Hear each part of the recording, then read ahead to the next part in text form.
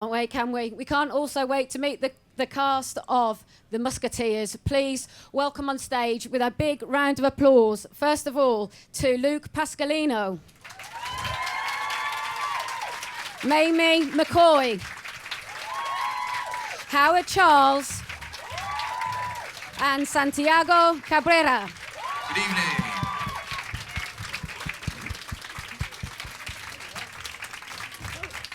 You're playing footsie already. Yeah, we can carry it all night if you want. All night. I like your shoes. They're Thank quite you nice. very much. Yeah, They're they're very funky, nice. aren't they? You're all right there, Santiago? I'm all right, thank you. Hello, everyone. Are we all looking forward to this evening? Yeah, Look at absolutely. this. Are you guys looking forward to this evening? Well, I mean, let's start. What's up, people? Really about. Let's start with the story. I mean, obviously, for you all as actors, it is all about the story. So, when you first read the script, can I speak to you all in turn? What was it that you really loved about it? If I can start with you, Luke. I mean, I'd always loved the story of the Musketeers anyway, and you know, I was a big fan of the cartoon D'Artagnan and the Musket Hounds when I was a kid. So, kind of, yeah, there you go. So I was a big fan of that, and then kind of just to know that we were kind of telling such an amazing story over the course of 10 episodes, like 10 hour long episodes, was a big draw for me, because obviously, you know, kind of previous interpretations have only been maybe an hour and a half, 2 hours long over the course of a film. So that was a big draw for me, which I really enjoyed, and as well as the script just being fun and exciting, you know. Maimie? Yeah, I thought there was loads of pace and wit to it, and it sparkled, that first one. I thought it really jumped off the page, and I kind of felt like, particularly with the women, there was a different angle there. I thought we were seeing them in a new light, which is always exciting, and I think that's carried on through. Howard? I think it had great potential. I think that's the first thing. You can see that it wasn't quite the finished article. It usually never is, but that's a good thing, because you can then move forward and collaborate to make it the best it can be, which I think for the most part we did and have done, and certainly strive to always, endeavor, and yeah, so I think that's the kind of key element for me, I would say, potential. Yeah, I thought that it had great pace to it, and I read it really quickly, and that's always a good sign. I think when you read a script and you get through it very quickly, it means you were involved. So it was, it was entertaining, and I just loved the world and the characters. I mean, it's based in history, so, and obviously it's a serial drama, so there's got to be something left to artistic interpretation. But do you know how much time has been taken to actually sort of factually get it correct historically? Yeah, I know they've got a historian that they work with, and he's the go-to guy when they're in doubt about something. And then the source material, I think, just gives you a lot. But they were definitely accurate in certain things. You know, like if you're in a garden and there's tomatoes, you kind of go, "Did they have tomatoes back in those days?" So there's a lot of that kind of stuff. So you got to make sure you don't, make mistakes. And how, you're working on, is it a 10-part drama, so how far in advance do you all get your scripts to actually work on? Oh, there's a question. Well, not always as often as early as we'd like them a lot of the time, because there's obviously when we're shooting, we've always got our own input and interpretations and ideas. So we're constantly backwards and forwards with the writing team and the producers, trying to get things, if there's things that we'd like to change or whatever, So it's a collaboration in that sense. But sometimes it could be anything up to 4 or 5 days. Sometimes it could be a week. Sometimes a fortnight.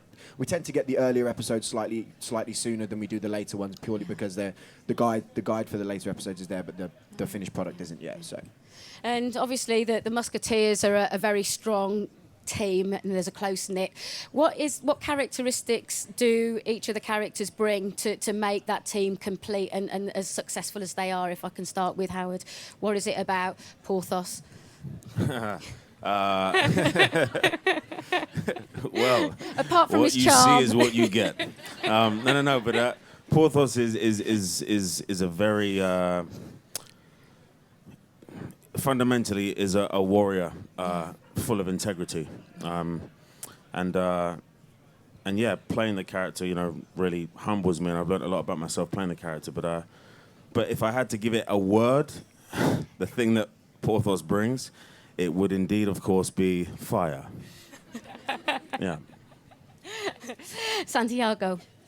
I think when we all met at boot camp, it was a very good sign that they picked each one individually very well, because you believe that we were all friends and that we've known each other for a long time, but then we were all very distinct from each other, very different. I think a lot of that comes for nothing just as people, so that's very important, because you've got to be distinguishable within a group. So I kind of think there's just sitting here, I'm sure people can tell the difference. So I think it's for the audience to say. Especially with me, right? Yeah, exactly. And Luke. Your chair legs are going like that. I think, for me personally, D'Artagnan kind of started out in the show as not as a musketeer, so he kind of had to kind of work his way up the ranks to become part of the regiment. So he kind of brings like a kind of a naivety and a vulnerability that the boys haven't, the boys have kind of surpassed now. And he's kind of like the young buck, So he's still got a lot to learn, and he brings this kind of, he's very. Kind of a little bit like Porthos, really. He's kind of got like this appetite for justice, this kind of like fire burning inside him for justice. And can I get to Milady? What a great part that this must be for a woman. I mean, she's a real piece of work, and I kind of and great. I would have thought to play. I mean, she reminds me very much of kind of Lady Macbeth, and for me, watching the old film The Wicked Lady, as Margaret Lockwood and James Mason, this woman who's got no integrity really, and she's just out for what she can get. I mean, what? Well, that's interesting, because I think she has a lot of integrity. But in terms of influence, Adrian Hodges pointed me in the direction of La Femme Nikita, the Luc Besson film, because that. So it's interesting to see a character quite like Milady in a more modern capacity. In the film, she is a feral teenage junkie who gets imprisoned for murder and then is trained to be this highly skilled assassin. So there was a lot of similarity in the background and in the polish that was put onto her, and to kind of perform as such in a much more like emotionless way, and to get all of that complexity in there as well. So that was a good kind of start point. But she's very different in this second series. What the journey she goes on, I think it will be quite a surprise to the audience, because there's so many layers to her. She's constantly has been running away from her past, and it's come to a point where it's all kind of catching up with her. So she's having to face a lot of that. It's interesting that you talk about being on a journey as well. Is it interesting for you guys, because you've got a luxury with TV of time, where you don't have with a play or with a film, where you can really get into the bones of the character and really form a bond with it? Is that something that's also attracted you to playing the parts? Oh, hugely. I mean, that's probably the one thing that's the biggest attraction, actually. Alongside, working with these great guys, of course. But it's really important, the nature of the hero has changed. And we need to, as a populace, identify with what it is to be the hero. And it's not just about wearing capes and, having kind of lasers coming out of your eyes and things like that, We need to identify with who these people are, what makes them tick, in order to learn something about ourselves, and in order to be inspired by that, in order to then go forth in your own life and make good, And it's hard to do that when you're watching Superman rather than Porthos. No. Is it, Luke, was that something that attracted you as well? I can't really elaborate any more than what Howard said. I think he's explained all there, but obviously I'd say D'Artagnan, not Porthos. Huh? I say D'Artagnan every time, mate. Love you. Love you too, mate. Love you too. And I think there's plenty of love out there as well. Am I right, ladies? It's interesting as well, Luke, what you touched upon earlier on, that you have actually been able to contribute to the trajectory of your characters. Is that quite unique for TV? I mean, it kind of depends on it. It depends on the show, really. The thing about TV is you don't, where it differs to kind of maybe working in theatre or on a movie, you don't get very much time to shoot. You know, we shoot 2 55-minute episodes in 5 weeks, and you know, kind of so much gets cut anyway. So you're filming all day, very long days, and then kind of, you know, a good maybe 20% of what we shoot doesn't even make it into the final edit. So it's kind of there's a lot of work doing all the time. So you have to be very selective about what you choose to bring up and what you choose to kind of make a point about and what you choose to kind of ask to be changed in a way, you know. So it's kind of, you have to kind of choose your moments and and kind of pick your battles wisely. But you know, it's a do you? Yeah, I do. So it's so it kind of it is absolutely a collaboration, but you kind of, you know, obviously with everybody's got a lot of work to do, so you kind of just try and pick and choose your moments, really. Are we ready to see a bit more of the Musketeers? Okay, let's roll VT. That's where Santiago strips.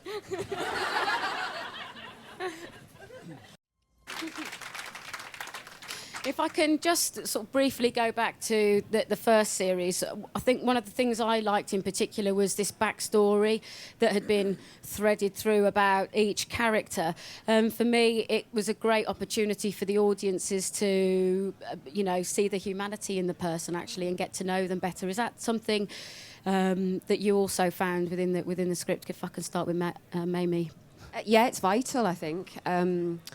When you've got, you know, sweeping adventures and battles and romance and stuff going on, you have to underpin it with something which is real and which is human. And I think, particularly going into the second series, that's what's developing even more. All those seeds that have been kind of planted there in the first one, we've really kind of brought them to life, and that's where you start to really get to know the person.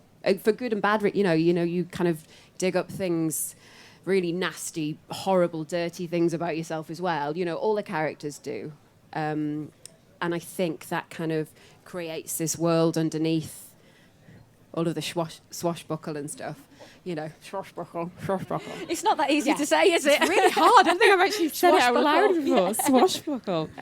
Rubbish word. Santiago, was that something that you connected to as well, was this backstory? Yeah, that was the way the characters were introduced in the first episode of first season, the pilot episode, was I love that, because the Musketeers, they're a group, but you meet D'Artagnan, you see his impulsive nature, he's lost his father, then you meet Athos with a hangover, and he picks up Porthos, who's gambling and cheating, and then they go to Aramis, who's in bed with the Cardinal's mistress. So it's sort of you see the flawed nature of these. They're the heroes, but in a way you see each of their flaws, and I just loved how each one was picked out individually, so you got to know them, and then the story can really get going because you immediately get a sense of them individually. It's vital for the series, and I think the great thing about now the second is that serialized aspect is pushed even more, so that you get to find out the more you stick with it, the more you find out about them. Yeah.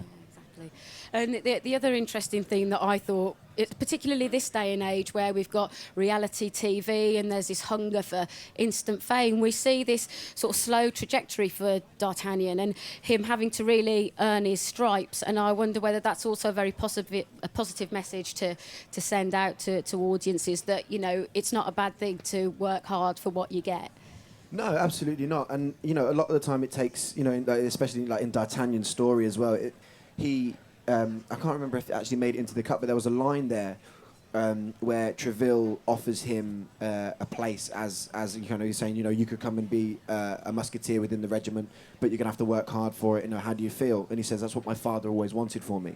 And I don't think D'Artagnan didn't. You know, I don't think he'd really given too much thought about whether he was even going to consider being a musketeer until his father passed away. It was almost like his destiny to kind of fulfill his father's dream for him, you know. And I don't think, and now he's actually a musketeer, I don't think he'd look back in any way, because he's found a family in people that he was once looking to kill, you know. It's kind of like the irony of it, you know. But it's you know, I think you know, now he's well involved, he's kind of, you know, and he's lost his father, his family are these guys, you know. So. Yeah, exactly. And what's it like working with the weapons? Because you're working with all different types. I mean, you're not just musketeers, are you? I mean, you've got rapiers, pistols, and well, I mean, you must go through sort of intensive training for that. How can I ask? But yes, we do. But it's fighting, certainly on stage or on screen, is very much like learning a language. you know, and you start off, you know, learning the alphabet, and then, you know, you go through the vowels and the consonants, and then you start saying phrases, and before long you're putting sentences together, and then you can start having a conversation. And so that's kind of the pattern that we kind of go through in order to, you know, do what we do. But yeah, so it's a very rewarding experience, because we've, in my humble opinion, I'm sure I speak for everyone, we have probably the best stunt team in Europe, if not the world, working with us, and it helps that they are actually Musketeers, or as close as you can get in this day and age, and so yeah. But it's to kind of steal a phrase from Santiago, it's a dance, you know, and you kind of, you learn to move together, and you learn what you're good at and what you need to work on, and you know, and there's a few tricks along the way as well, you know. So yeah. And Maimie, can I ask about the female characters? So, because they are really well written, aren't they? They've all got strength and courageousness, and it must be very refreshing for you to be able to play parts like that. Well, I think it's tricky with this kind of genre and with period pieces when you look at female characters, because of, if we're going to really look at what the world was like then, women were had no voice and were second-class citizens and were very much kind of quashed. I know Howard thinks it should still be like that. He does, actually. No. He does. You can't hang me out like that. I wasn't saying that at all. So you have to... Thank you. That was the intended response. Yeah, for a modern audience, you have to create women who have a spirit and are fallible. So, you know, we're, as all the characters are, you know, you have to create that kind of complexity within them. But I think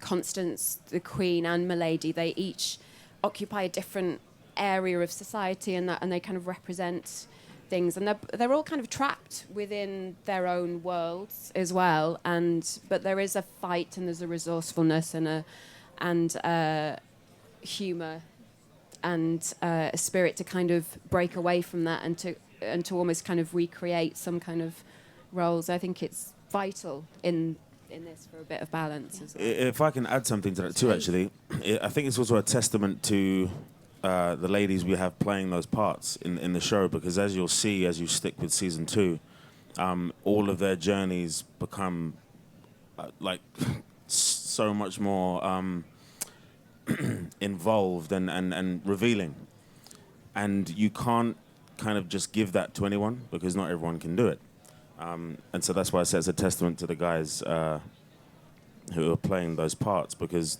I think writers get inspired by the work that, you know, the players do, right? Actors, so yeah. exactly, you know, someone hits Ronaldo an amazing pass, and the beauty of the pass means I have to control that in a certain way and then score a great goal, because the pass warrants that, right? As Santiago did in Soccer Aid, right? Yeah. You know what I'm saying? Nicely set up there. Without the pass, Seedorf cannot score the hat-trick. So my point is, without Maimie, you do not have Milady as you see her now. Yes, so true. well done. Yeah, and I mean even the antagonists as well. Actually, you know, you've got the Cardinal, and now you've got Rochefort. I mean, you've got two phenomenal actors there as well that are able to bring such complexity and dimensions to they're not just baddies, are they? You know, you're constantly kept on your toes with them, which I think is also power to the performers that are inhabiting them. Definitely. Yeah, I think a lot of the bad guys that we have in the show are worthy adversaries, and it's much better than just, you know, the I don't know, some random baddie that you just go, I'll stab him and then it's done. You know, there's a cost to taking a human life. You know? Do you need help? And on that note, I think it's time to put some questions out to the audience. I think we have some microphones. Yes, excellent. There's a lady just at the front in the red, please. Thank you. Hey guys, absolutely love the show. My question is, what's your most embarrassing moment on set or off set? None of your business. Did you say none of your business?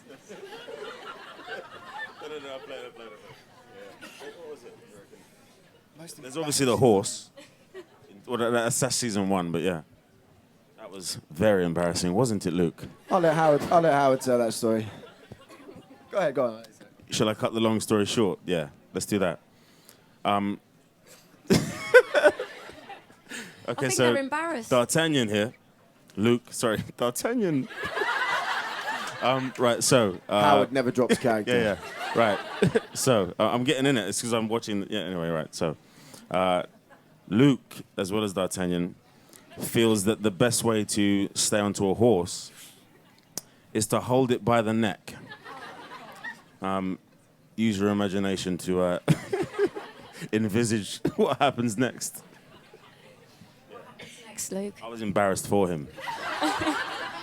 It was kind of. You're gonna explain the story, right? So basically, it was our boot camp season 1, and we were, and it was a little bit wet outside, and we'd been told that it was, and there was a tree trunk that had just been just stub that had been, obviously a tree had just recently been cut down, and there's obviously there's a very clear path of where the horses should go, and I think it was definitely my fault. I didn't kind of steer the horse properly, and it looked like it was going straight into this tree trunk, and I was like, I don't want to come off this horse. I was like, very new to me. I was still very nervous, and the horse kind of like started to kind of like do this sort of business. And it was kind of like buckling backwards and forwards, and it kind of like threw me forwards, and then it threw me back, threw me forwards again, threw me back, and then the only way that I could hold on without falling flat on my face was to just grab onto this horse's neck like a tree trunk in a hurricane, and just not let go for dear life.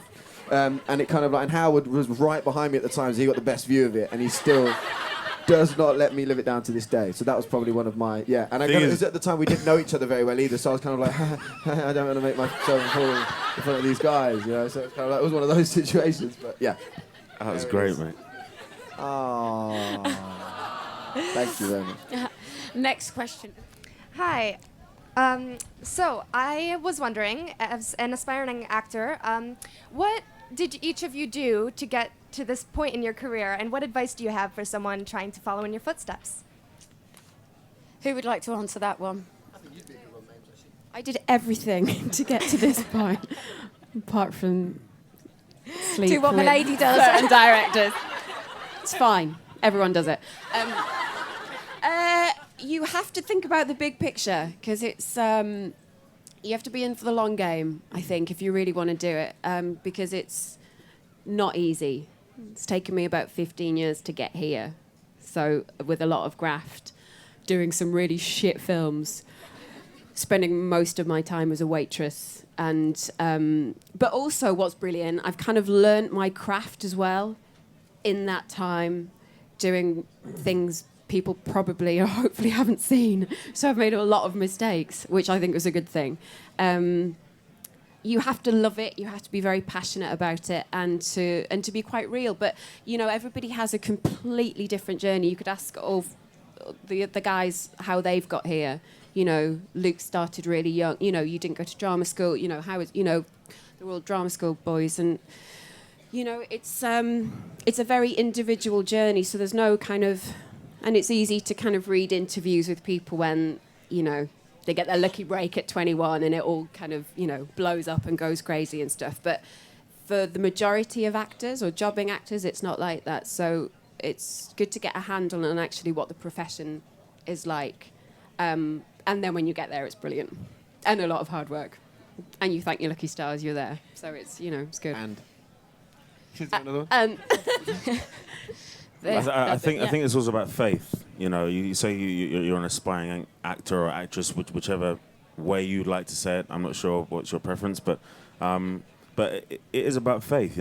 Faith in yourself. I think fundamentally, because make friends with rejection right now, make friends with doubt, but fundamentally keep spinning the plates. Because if you stop, then they will fall and smash, and you don't get a kind of second set. You know what I mean?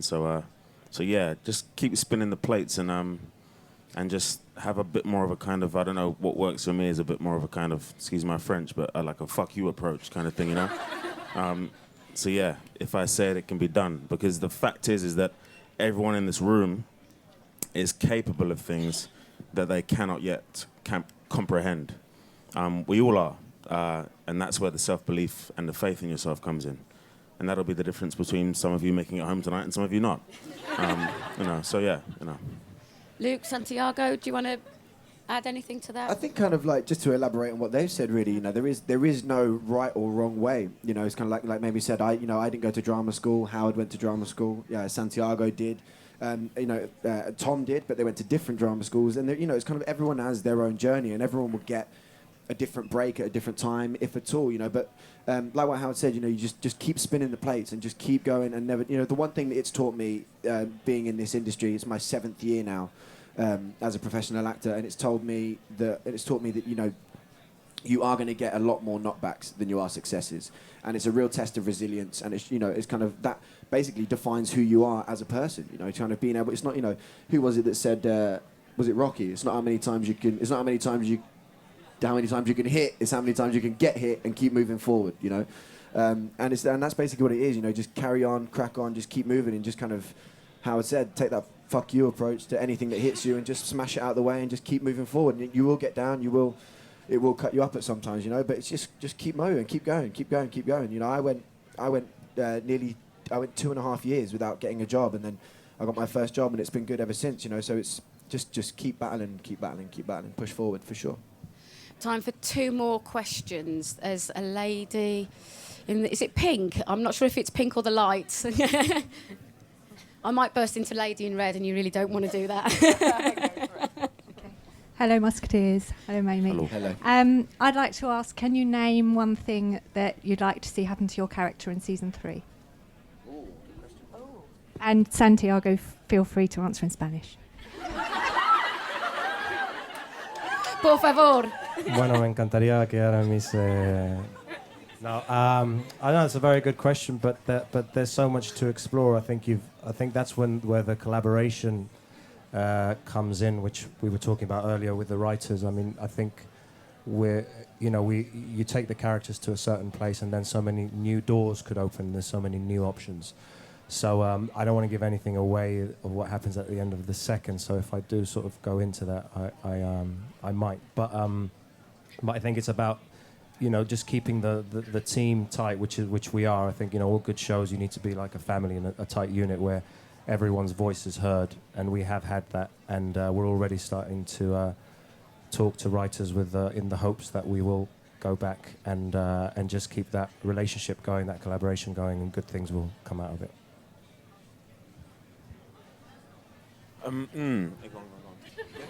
No, okay. Look at chivalry. Rock, paper, scissors for answers first. All right. On 3. No, so it's 1, 2, 3, go. Right. All right. 1, 2, 3. Right. Hey. So what I was going to say originally was... Go for it. Speak. So, I mean, exactly kind of what Santiago said, really. But for me, I'd kind of like to see my character just do a complete 360, and kind of just go somewhere that even he wouldn't have expected himself to go, and just kind of take a journey in the completely opposite direction, however the writers may want to interpret that, or however you guys might want to interpret it, just something completely the opposite of who D'Artagnan is at the moment would be good for me. Yeah. Howard. Okay. I think I'd like to see. I'd really like to explore the part of Porthos that has a significant other, and really fall in love with a woman. But I'd like the relationship to be challenging, because not all relationships are are kind of about rolling in the hay. Well, they are in the garrison anyway. But yeah. I'd like to see there be a kind of a comment on, how relationships are within the real world, and kind of have one of those. So maybe there'd be a kid involved as well. Porthos be a daddy or something. I think, yeah, that'd be cool. Yeah. Well, can you follow that one up, Maimie? Yeah, but I'm not going to say anything. He's Miladian Porthos. Baby. That's good. You're about the only one I haven't slept with yet, so... I don't think you can handle it, love. Oh, maybe. Bring it on, baby. I mean, kind of as Santi said, I can't really. I feel like if I say anything, it's going to give away something of where she goes in this second one. Because it's so far from how she started in the first one. So I'm going to have to keep tight-lipped on that one, I think. Okay, fair enough.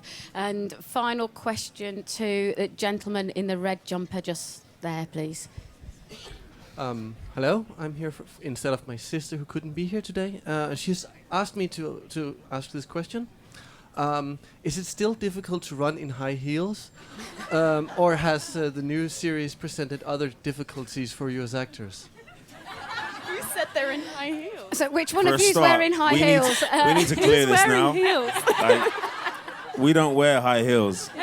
There are some Cuban heels, but and also some of us are not elevated, by the way. Okay, so anyway, but yeah, no. It's heels. challenging to run in you know manure and mud and things like that. But yeah, the heel isn't really a problem, right? I mean, it's not. I I'm mean, just so grateful blessed. that you were here to ask your sister's question.